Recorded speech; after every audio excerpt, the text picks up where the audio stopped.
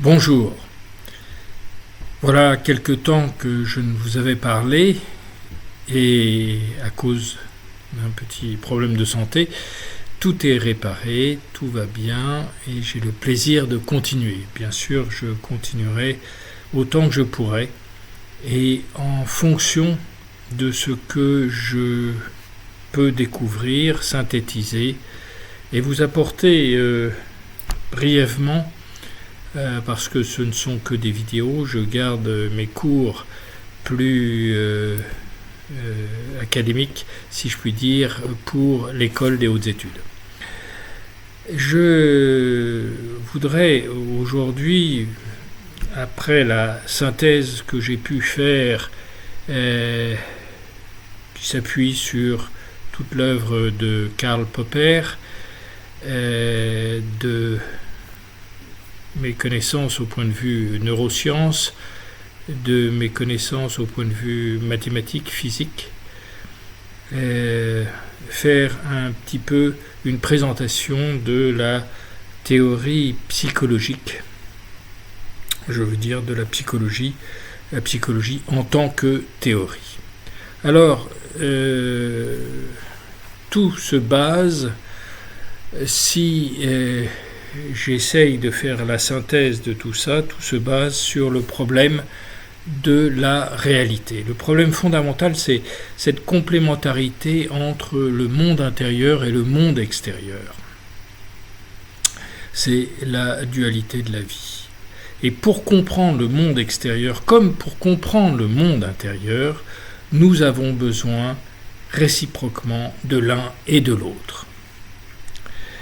Diel commence la psychologie de la motivation par l'analogie qu'il fait entre la force en physique et la force vitale au point de vue intérieur. Donc vous voyez, c'est cette complémentarité. Quand on prend Einstein, c'est exactement la même chose à l'inverse, c'est-à-dire que Einstein parle du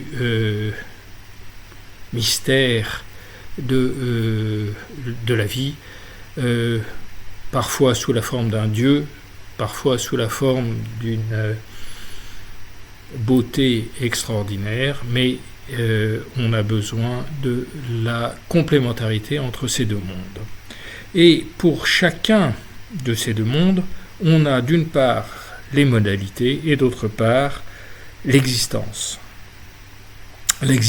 mystérieuse de ces mondes. Comment se fait-il que cela puisse exister? Alors, je peux en connaître les modalités, je ne pourrai jamais expliquer ce qu'il en est du fait que ça existe. Par contre, je pourrais le ressentir avec une émotion. Il y aura une représentation parce que la forme des modalités sera une représentation et l'existence sera donnée sous la forme d'une émotion.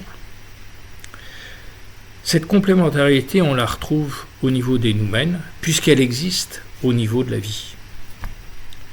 Donc dans le monde intérieur, on la retrouvera également en physique. Et donc nous allons aborder la réalité du monde intérieur comme nous allons aborder la réalité du monde extérieur. Et la conclusion, ça sera: qu'en est-il de ces deux réalités? L'apport de Karl Popper, c'est très important parce que c'est un des derniers philosophes qui connaissait aussi bien la physique, les mathématiques, que toute la philosophie, en partant des Grecs jusqu'à fin du XXe siècle. Les problèmes fondamentaux que Popper aborde, c'est le problème de l'induction et de la déduction dans un premier temps, le problème de la démarcation qui est pour Diel, la délimitation du domaine d'investigation de la science, la falsifiabilité ou réfutabilité, si vous voulez, que Karl Popper introduit pour les sciences déductives, et l'objectivité scientifique à opposer à la conviction subjective. Et ça, c'est très intéressant de comprendre ça, parce que c'est ce qui permet de vous présenter, là encore aujourd'hui, la psychologie en tant que science comme une hypothèse et non comme une conviction. Ça serait une conviction, j'aurais loupé mon sujet. Si je dis que c'est une hypothèse que je vous présente, je reste dans le cadre d'une démarche scientifique. L'induction, c'est à partir d'expériences, on essaye de construire une théorie.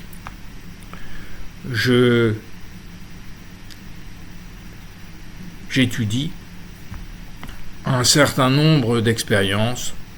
Entre autres, si je prends l'exemple de Freud, il prend des patientes qui étaient pour la plupart des femmes, qui étaient pour la plupart hystériques, et à partir de là, il a essayé d'en déduire une théorie.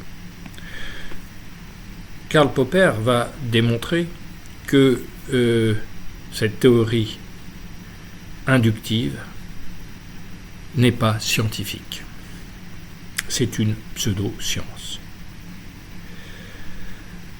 Alors que la déduction, c'est de partir d'hypothèses. De ces hypothèses, on en déduit une théorie. Donc la théorie est une hypothèse, à partir de laquelle on essaye de prévoir les conséquences des expériences qu'on va faire.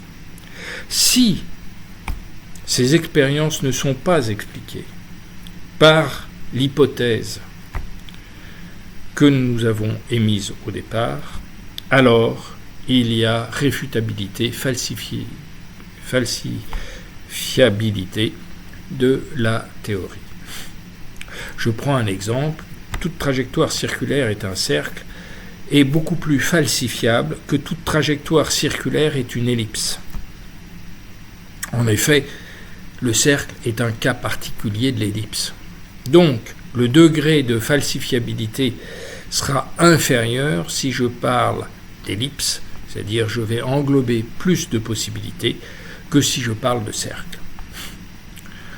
C'est le problème de Copernic, de Galilée, qui pose comme hypothèse justement que les trajectoires des planètes sont des cercles ou des ellipses. Et à partir de là, toutes les conséquences qui vont en déduire. Pour revenir au problème inductif, vous comprenez bien que, à partir de plusieurs exemples d'expériences, en déduire une théorie, cette théorie doit être universelle, puisqu'elle est théorie. Or, nous sommes partis d'un nombre fini d'expériences. Par conséquent, la généralisation sous la forme théorique, en reprenant ce que Hume a dit, montre que nous aurons une régression infinie si nous ne devions en déduire que c'est une science universelle. Ce qui apporte une contradiction. Donc toute science basée, empirique, basée sur l'expérience, ne permet pas d'en obtenir une théorie, une véritable théorie scientifique. Et c'est là la grande différence entre les deux, peut-être raison pour laquelle Popper n'a pas été très connu, suivi, admis, c'est uniquement parce qu'il a mis en doute et la théorie de Freud. Mais les autres théories, cognito-behaviorisme, comportemental si vous préférez, relèvent de la même démarche que celle de Freud. La théorie de Diel, que j'ai reprise, est différente parce qu'elle part d'hypothèses pour expliquer les expériences psychologiques que nous pouvons faire. On va voir ça rapidement.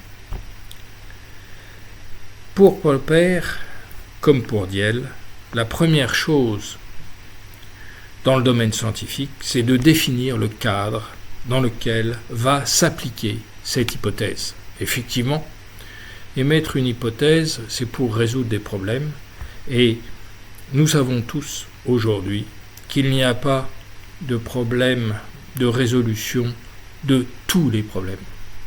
Il y a des résolutions de problèmes partiels, même si on va forcément essayer de généraliser de plus en plus. La théorie M de Einstein, les autres théories, aujourd'hui en physique, il y a nombre de théories, celle des cordes ou d'autres présentations, qui essayent d'englober. Mais on se rend compte que très rapidement, on se heurte à une limitation du domaine d'application de ces théories, les hypothèses étant forcément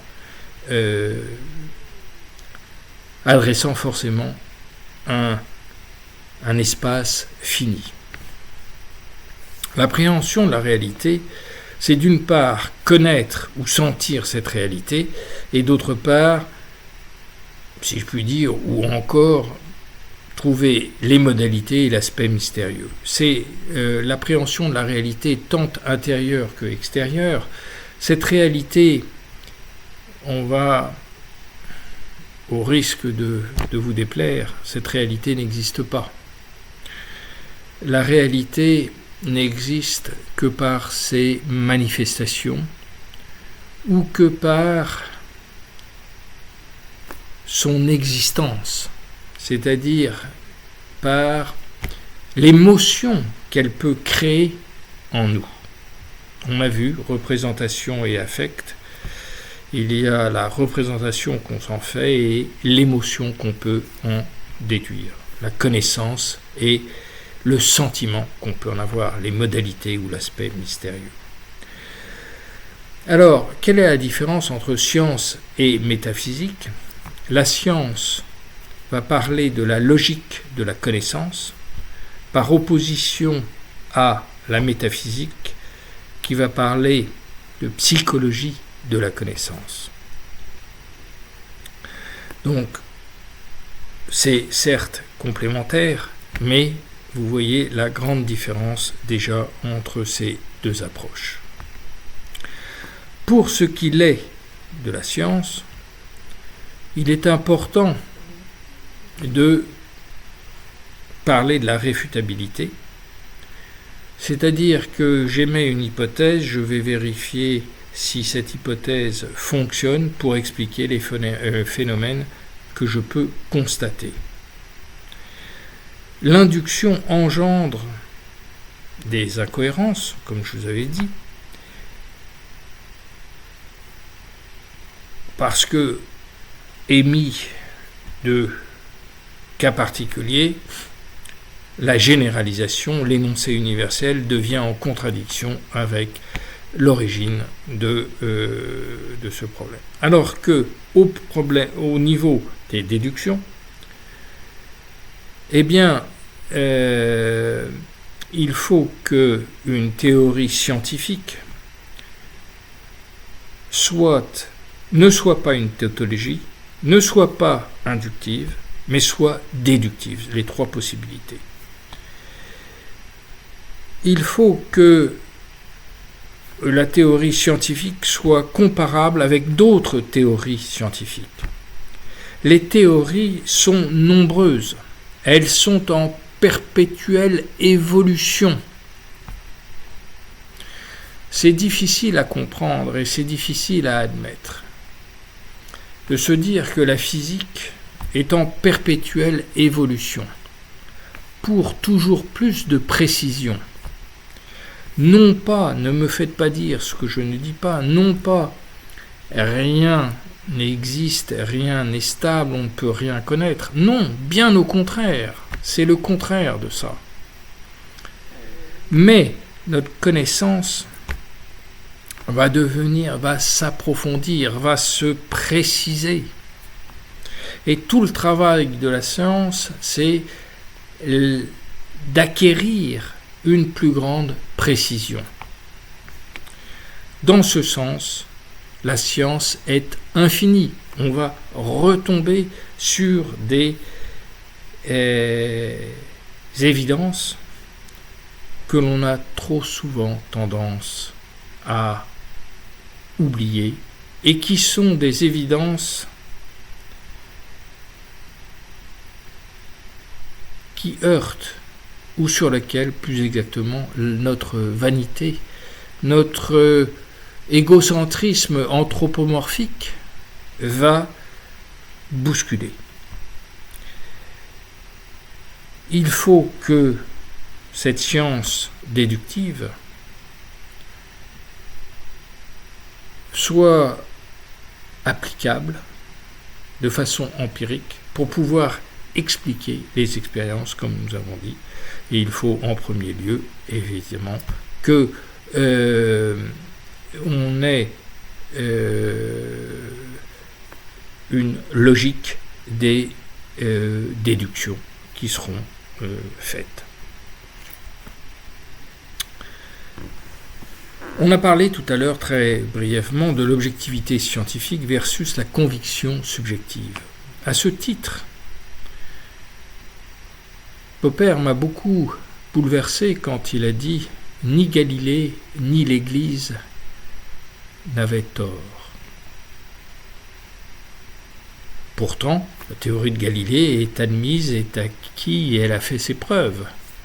Et pourtant, il démontre très très bien que autant Galilée que l'Église n'étaient pas opposés à l'élargissement d'une compréhension plus grande, mais ils avaient chacun la conviction personnelle, tant l'Église que Galilée, conviction donc subjective, que leur approche était la seule valable et la seule positive. À partir du moment où l'on comprend que c'est une guerre d'ego et non pas une bataille scientifique, il devient évident que nous avons à travailler sur nous-mêmes pour objectiver nos convictions subjectives. Et ça, c'est fondamental. C'est la clé, la base même de l'achoppement de la psychologie en général. Parce que avoir une théorie qui permet d'expliquer les phénomènes psychologiques conduit immédiatement et nécessairement à juger les autres en disant « je connais et je peux expliquer ce qui se passe psychologiquement, donc je peux juger les autres ». Mais rien, ni personne, n'est en mesure de juger qui que ce soit. Pour admettre cela, quand vous connaissez les lois du monde intérieur, tout comme quand vous connaissez les lois du monde extérieur, eh bien vous êtes confronté directement à votre ego. Et en général, l'ego l'emporte sur la science. Pour pouvoir faire face et diminuer sa vanité, sa coulpe vaniteuse, il faut avoir compris ce qu'est la vanité. Dans ce sens, objectif et subjectif, qui sont des termes philosophiques, doivent être définis. Et tout le problème de la science, c'est d'arriver à définir chaque terme. Le verbe être est un terme que nous devons définir.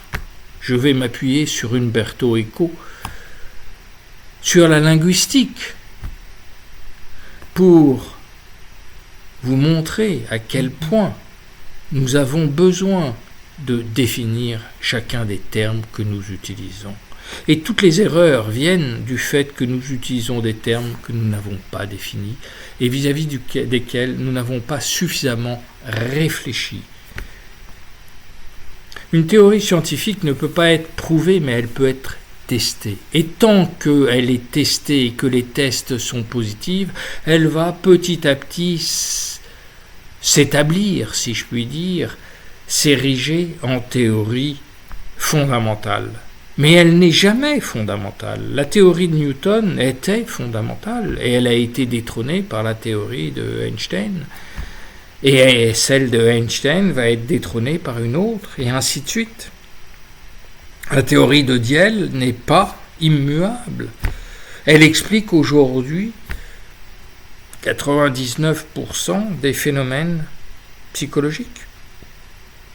99, pas 100. Je n'ai pas encore le pourcent de non-explication, mais je m'en approche chaque jour.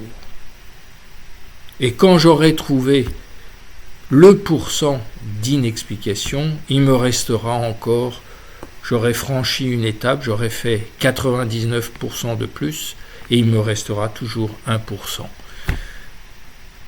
Et ça sera, c'est la définition presque de la science qui est infinie.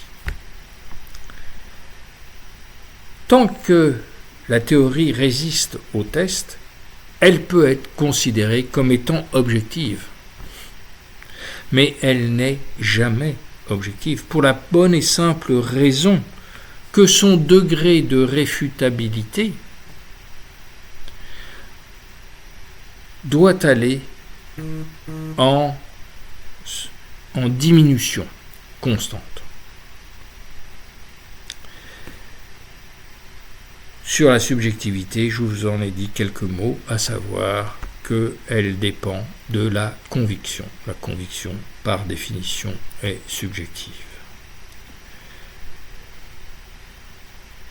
On peut proposer, et ce que je vais faire, c'est de proposer la psychologie de la motivation, la psychologie mathématique, comme une hypothèse.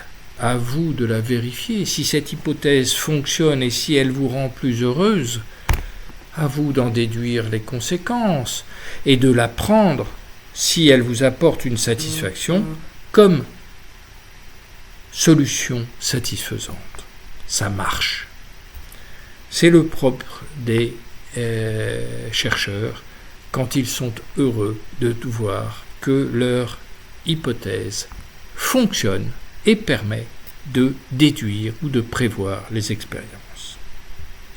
Alors la théorie de la méthode scientifique, c'est important aussi parce que toute science s'appuie sur une méthode. Existe-t-il des règles? Pourquoi en a-t-on besoin? Y a-t-il une théorie des règles? Une méthodologie? Dans la psychologie de la motivation, Diel parle de la méthode introspective. Qu'est-ce que c'est que cette méthode? Eh bien, d'une part, la cohérence de la pensée ne peut se faire qu'à partir d'un mode bien défini de procédé. On doit suivre un processus défini clairement. Un processus n'est pas une logique.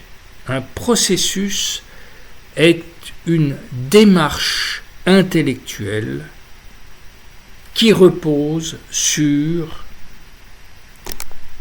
des règles, exactement comme des règles de grammaire, si vous voulez, qu'on ne doit pas enfreindre.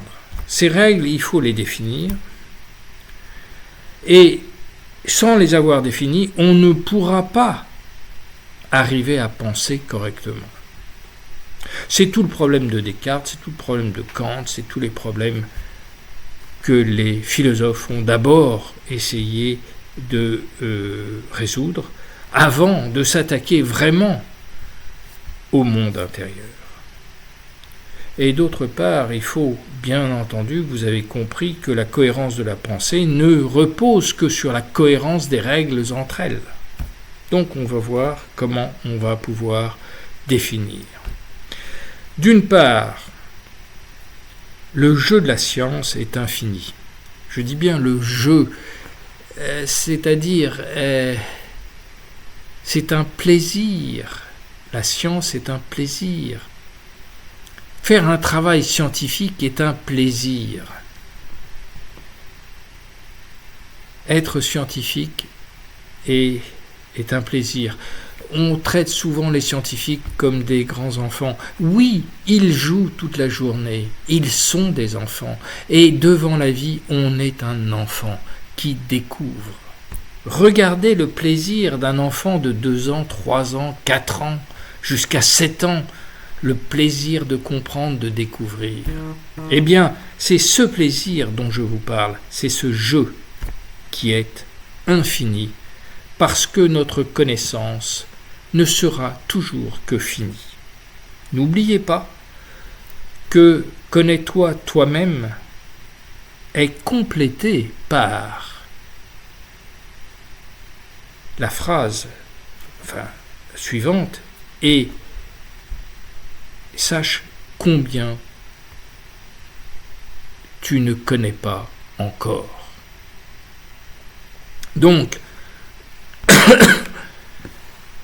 il y a toujours à enrichir la connaissance, et comme dit très justement Karl Popper, la connaissance est infinie. Une fois qu'une hypothèse a été validée par des tests, on ne peut plus la changer sans une bonne raison. Alors, c'est un peu comme dire vous allez gérer votre ménage comme un bon père de famille. Ça veut tout dire et rien dire. Sans une bonne raison, ça veut dire quoi? Ça veut dire que si j'essaye de traduire la bonne raison en termes scientifiques, je vais m'appuyer sur la falsifiabilité. Et le degré, non pas sur la falsifiabilité, mais sur le degré de falsifiabilité que je vais pouvoir attribuer à la science que je vais proposer. Concernant les théories, nous allons avoir la causalité, l'universalité, la simplicité, les systèmes théoriques, les interprétations possibles d'un système d'action et le modus tollens. Alors, concernant la causalité, on va prendre l'univers de la réalité essentielle, soit A et B, deux réalités. Encore une fois, cet ensemble E de l'univers de la réalité essentielle n'existe pas, car la réalité essentielle n'existe pas. Mais prenons donc deux réalités. soit l'espace des faits observables. Là, on rentre dans le concret des faits observables, petit a et petit b, deux phénomènes observables. Donc vous prenez deux phénomènes que vous pouvez observer. Un espace epsilon qui décrit l'univers de la réalité. Vous voyez qu'on est déjà, l'univers de la réalité, on va redescendre au niveau d'un espace descriptif, soit symbolique, soit formulé, soit sous forme d'un schéma, soit sous forme de formule. Et alpha et bêta, les deux descriptions des réalités, des phénomènes observables. Maintenant, considérant la théorie epsilon et la représentation, la description d'un phénomène observable alpha, si à partir de epsilon et de alpha, on peut en déduire bêta, alors on pourra dire que B est la cause de A.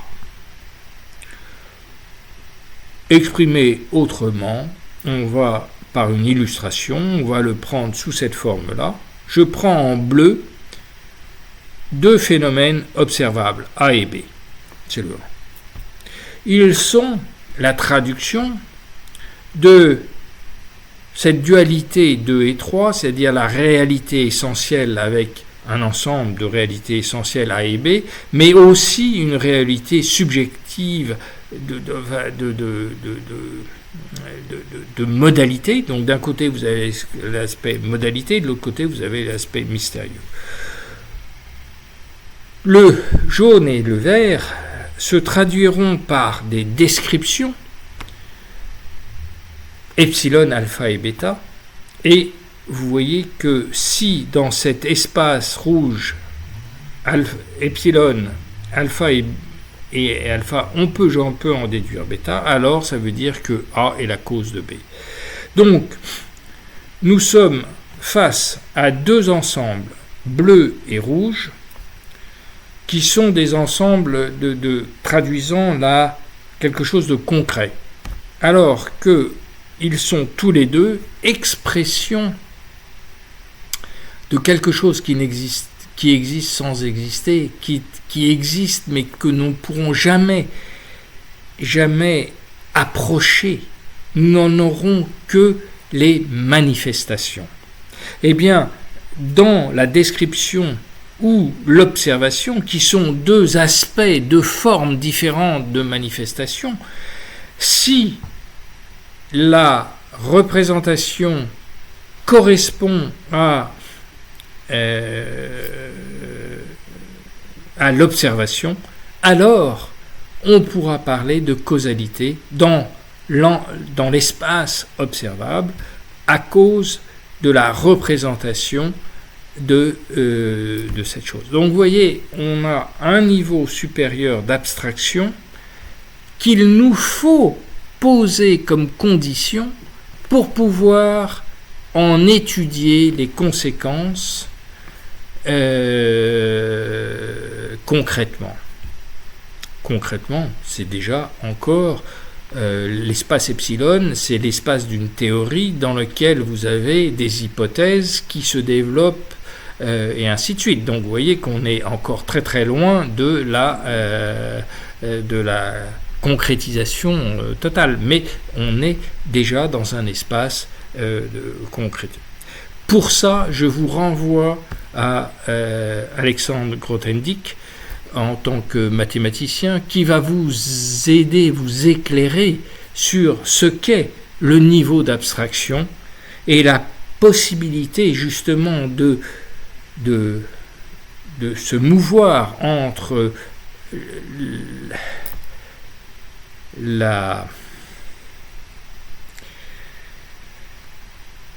les données, si vous voulez, accidentelles, de monter d'un cran au niveau essentiel, de résoudre le problème pour redescendre au niveau accidentel ensuite.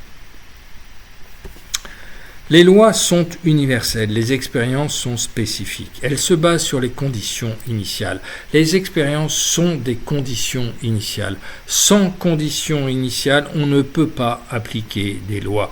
Les lois sont une intégration, c'est-à-dire une intégration, elles intègrent l'ensemble des expériences faites. Or, vous savez très bien qu'en mathématiques, une intégrale n'est définie que à partir de conditions initiales, parce que l'intégrale est générale et la dérivation est particulière, mais l'intégration est générale. Et l'intégration nécessite de savoir d'où on part pour pouvoir appliquer et trouver la solution. Si je dis la rivière, c'est un terme universel. Si je dis la Seine, c'est un terme particulier. Une rivière qui coule à Paris est la Seine. Donc, quand je précise les conditions initiales, je précise l'expérience que je vais faire. Donc, je peux dire toutes les rivières mènent à la mer ou à l'océan et appliquer cette loi universelle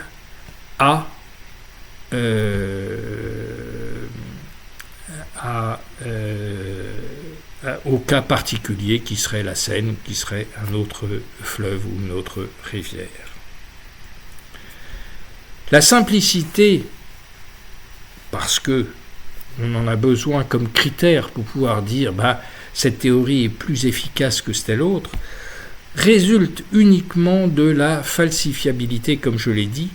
Plus le niveau de falsifiabilité est faible, plus la théorie sera simple. On rejoint à ce moment-là le nombre d'invariants d'une forme qui permet aussi de quantifier la simplicité. C'est la notion de topologie, de homologie et non pas d'analogie.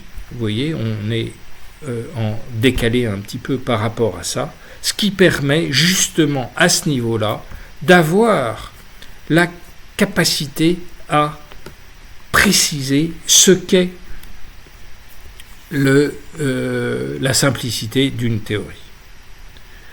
Les systèmes théoriques, les systèmes évoluent en permanence. Tous les systèmes évoluent. Hilbert le mathématicien, donne une forme très rigoureuse, à savoir axiomatique, des systèmes théoriques. Et qu'est-ce qu'il a fait ? Il a regardé la géométrie euclidienne, et à partir de la géométrie, il s'est dit, peut-on mettre la géométrie sous forme d'axiome ? C'est ce qu'il a fait. Et à partir de là, il a défini un espace qui était un espace dans lequel, muni d'un produit scalaire, c'est-à-dire muni d'une capacité de